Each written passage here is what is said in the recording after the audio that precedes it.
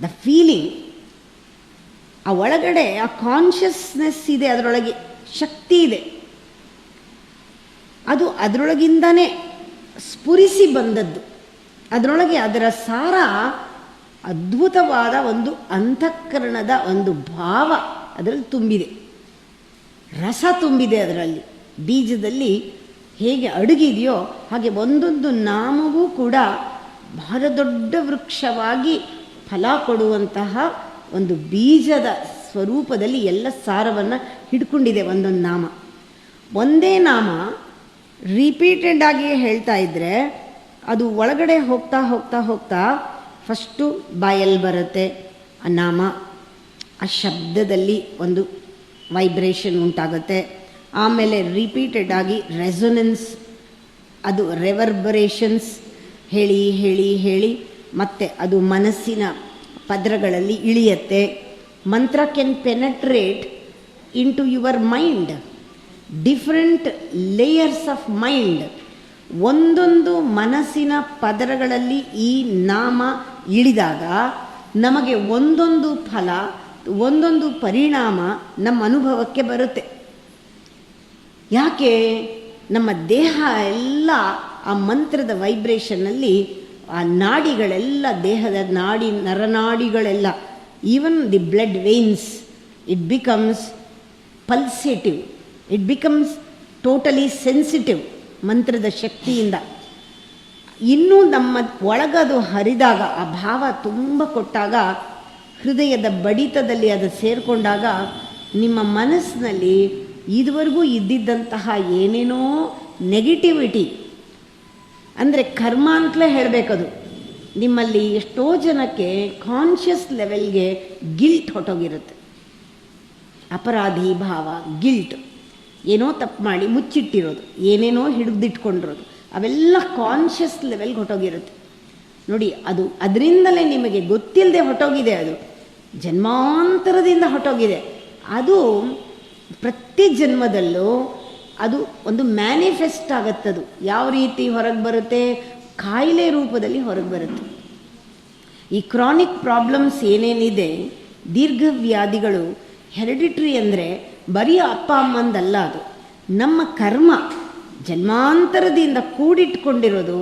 ಇಂಥ ಆ್ಯಟಿಟ್ಯೂಡ್ಸ್ ಎಲ್ಲ ದೇಹದಲ್ಲಿ, ದೇಹ ವೀಕ್ ಆಗ್ತಾ ಆಗ್ತಾ ಅದು ದೇಹದ ಮೇಲೆ ಪರಿಣಾಮ ಆಗಿ ಕಾಯಿಲೆ ರೂಪದಲ್ಲಿ ದೇಹ ವೀಕ್ ಆದಾಗ ಒಂದೊಂದು ಕಾಯಿಲೆ. ಈ ಹೆಸರೆಲ್ಲನೂ ನಾವು ಕೊಟ್ಟಿದ್ದು, ಆ ಕಾಯಿಲೆಗಳಿಗೆ ಹೆಸರು ಕೊಟ್ಟಿದ್ದು ನಾವು, ಆ ಸಿಂಪ್ಟಮ್ನ ಕ್ಯೂರ್ ಮಾಡೋಕ್ಕೆ ಔಷಧಿ ಕಂಡುಹಿಡಿದಿದ್ದು ನಾವು. ಆದರೆ ಕಾಯಿಲೆ ಬರೆಸ್ಕೊಂಡಿರೋದು ಅಜ್ಞಾನದಿಂದ, ಜನ್ಮಾಂತರದ ಕರ್ಮದಿಂದ ಬಂದಿರೋದು. ಈ ಲಲಿತಾ ಸಹಸ್ರನಾಮದ ನಾಮಗಳೆಲ್ಲ ಆ ಮನಸ್ಸಿನಲ್ಲಿ ಪದರ ಪದರ ಒಳಗೆ ಇಳಿಯತ್ತೆ, ನಮ್ಮ ಕರ್ಮಗಳೆಲ್ಲ ಕಳೆಯತ್ತೆ. ಇಮ್ಮಿಡಿಯೇಟ್ ಆಗಿ ನಮಗೆ ಗೊತ್ತಾಗತ್ತೆ ನಮ್ಮ ಆಲೋಚನೆ ಯಾವುದು ರಿಪೀಟೆಡ್ ಆಗಿ.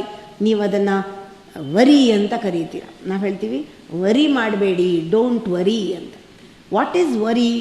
Repeated thought is A worry.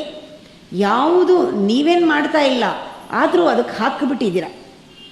ಹಾಕಿಬಿಟ್ಟ ಮೇಲೆ ಅದು ತಾನಾಗ್ತಾನೆ ತಾನಾಗ್ತಾನೆ ತಾನಾಗ್ತಾನೆ ರಕ್ತ ಬೀಜಾಸುರಂತರ ಆ ಯೋಚನೆಗಳು ಮರಿ ಹಾಕ್ತಾ ಇದೆ. ಇವಾಗ ಒಂದು ಯೋಚನೆ ಬಂತು ಅಂದರೆ ರಿಪೀಟೆಡ್ ಆಗಿ ಇಡೀ ದಿವಸ ಅದೇ ಅದೇ ಎಲ್ಲೇನು ಮಾಡ್ತಿರೋ ಅಲ್ಲಿಗೆ ಹೋಗುತ್ತೆ ಮೈಂಡು, ಅಲ್ಲಿಗೆ ಹೋಗುತ್ತೆ. ಒಂದು ಕೆಟ್ಟ ಯೋಚನೆ ಬಂದರೆ ಅಲ್ಲಿಗೆ. ಇದನ್ನು ವರಿ ಅಂತಾರೆ. ಆ ವರಿಗೆ ಏನು ಮಾಡ್ತಿದ್ದೀರಾ ನೀವು? ಒಂದು ಯೋಚನೆಗೆ ಆಹಾರ ಹಾಕ್ತೀರಾ, ಅಂದ್ರೇನು? ಅಟೆನ್ಷನ್ ಕೊಡ್ತೀರಾ, ಅದು ಮತ್ತೆ ಬರುತ್ತೆ.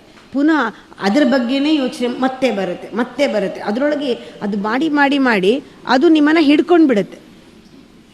ಹೀಗೆ ಈ ಸಹಸ್ರನಾಮ ನಮ್ಮ ಮನಸ್ಸಿನ ಪದರಗಳಲ್ಲಿ ಇಳಿಯತ್ತಲ್ಲ, ಇಳಿದಾಗ ನಮ್ಮ ರಿಪೀಟೆಡ್ ಥಾಟ್ ಸ್ಟಾಪ್ ಆಗುತ್ತೆ.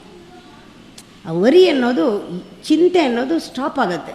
It blocks the channel, it stops the repeated thoughts. Number 1, body ಲೆವೆಲ್ನಲ್ಲಿ ಏನಾಗುತ್ತೆ? ನರನಾಡಿಗಳೆಲ್ಲ ಓಪನ್ ಆಗುತ್ತೆ. ಮೈಂಡ್ ಲೆವೆಲಲ್ಲಿ ಏನಾಗುತ್ತೆ? ಈ ಸಹಸ್ರನಾಮ ಹೇಳ್ತಾ ಹೇಳ್ತಾ ಅಭ್ಯಾಸ ಮಾಡ್ತಾ ಮಾಡ್ತಾ ನಿಮ್ಮ ಮನಸ್ಸಲ್ಲಿರುವಂತಹ ಎಲ್ಲ ರಿಪೀಟೆಡ್ ಥಾಟ್ನ ಸ್ಟಾಪ್ ಮಾಡುತ್ತೆ. ಆಮೇಲೆ ಇದನ್ನು ಇನ್ನೂ ಚೆನ್ನಾಗಿ ಅಭ್ಯಾಸ ಮಾಡಿದ್ರೆ ನಿಮ್ಮ ಅಹಂಕಾರ ಬಲಹೀನವಾಗುತ್ತೆ. ದೇವಿ ಮಹಿಮೆಯನ್ನು ಹೊಗಳ್ತಾ ಹೊಗಳ್ತಾ ನಾನೇನಿಲ್ಲ, ನಾನು ಅವಳ ಮುಂದೆ ಬರೀ ಒಂದು ತೃಣಸಮ, ಅಂಥ ಮಹಿಮೆ, ಅಂಥ ಅಪಾರವಾದ ಗುಣ, ಅದ್ರ ಮುಂದೆ ಒಂದು ದೊಡ್ಡ ಸಮುದ್ರದ ಮುಂದೆ ಒಂದು ಸಣ್ಣ ಹನಿ ನೀರು ಥರ ನಿಮ್ಮ ಅಹಂಕಾರ ಬಲ ಕಳ್ಕೊಳ್ಳುತ್ತೆ. It becomes powerless. Ego is crushed into pieces. ಅದಕ್ಕೆ ಹೇಳ್ತಾರೆ ಪಲ್ವರೈಸೇಷನ್ ಆಫ್ ಈಗೋ ಅಂತ. ಪಲ್ವರೈಸ್ ಅಂದರೆ ಗೊತ್ತು ತಾನೆ, ಇದನ್ನು ಎಣ್ಣೆ ತೆಗಿಬೇಕಾದ್ರೆ ಪಲ್ವರೈಸೇಷನ್ ಅಂತ ಹೇಳಿ ಅದರಲ್ಲಿ ಎಣ್ಣೆ ಎಕ್ಸ್ಟ್ರಾಕ್ಟ್ ಮಾಡ್ತಾರಲ್ಲ ಬೀಜದಿಂದ, ಹಾಗೆ ನಮ್ಮ ಅಹಂಕಾರದಿಂದ ಚೆನ್ನಾಗಿ ಅದರದ್ದು ಆ ಕೊಬ್ಬೆಲ್ಲನೂ ಕರಗತ್ತೆ. ಕರೆಕ್ಟ್ ಭಾಷೆಯಲ್ಲಿ ಹೇಳಬೇಕಂದ್ರೆ ಅಹಂಕಾರ ಕರಗುತ್ತೆ. ಅದು ಯಾವ ಲೆವೆಲ್ನಲ್ಲಿ? ಅಹಂಕಾರದ ಲೆವೆಲ್ನಲ್ಲಿ. ಬುದ್ಧಿ ಲೆವೆಲ್ನಲ್ಲಿ ಆಲೋಚನೆಗಳೆಲ್ಲ ನಿಲ್ಲತ್ತೆ. ಮೈಂಡ್ ಲೆವೆಲ್ನಲ್ಲಿ ರಿಪೀಟೆಡ್ ಥಾಟ್ಸ್ ನಿಲ್ಲುತ್ತೆ. ಸಬ್ಕಾನ್ಷಿಯಸ್ ಲೆವೆಲ್ನಲ್ಲಿ ನಮಗೆ ಅರಿವಿದ್ದಾಗೇನೆ ನೋಡ್ತಾನೆ, ಅರಿವಿಲ್ಲದೆ ಅಲ್ಲ. ಈ ಕೆಲವರು ಮಾಡ್ತಾರೆ ಮೆಸ್ಮರೈಸ್ ಅಂತ, ಮೆಸ್ಮರೈಸ್ ಮಾಡೋದು. ಆಮೇಲೆ ಈ ಸೈಕ್ಯಾಟ್ರಿಸ್ಟ್ ಮಾಡ್ತಾರಲ್ಲ, ವಾಟ್ಸ್ ದಟ್, ಹಿಪ್ನೋಟೈಸ್ ಮಾಡೋದು. ಆ ಥರ ಅಲ್ಲ. ಅಥವಾ ಕುಡಿದೆಲ್ಲ ಮರೆಯೋದು, ಆ ಥರ ಅಲ್ಲ. ನಿಮಗೆ ಗೊತ್ತಾಗ್ತಾ ಇದ್ದಂಗೆ ನಿಮ್ಮ ದೋಷಗಳೆಲ್ಲ ಕಾನ್ಷಿಯಸ್ ಲೆವೆಲ್ನಲ್ಲಿ, ಸಬ್ಕಾನ್ಷಿಯಸ್ ಲೆವೆಲ್ನಲ್ಲಿ ಇರೋ ದೋಷಗಳೆಲ್ಲ ಕ್ಲೀನ್ ಆಗುತ್ತೆ. You become totally free, light. Consciously you know there is something is evaporating in your subconscious level. ಅರ್ಥ ಆಯ್ತಾ? ಈ ಲಲಿತಾ ಸಹಸ್ರನಾಮ ಏನು ಮಾಡುತ್ತೆ?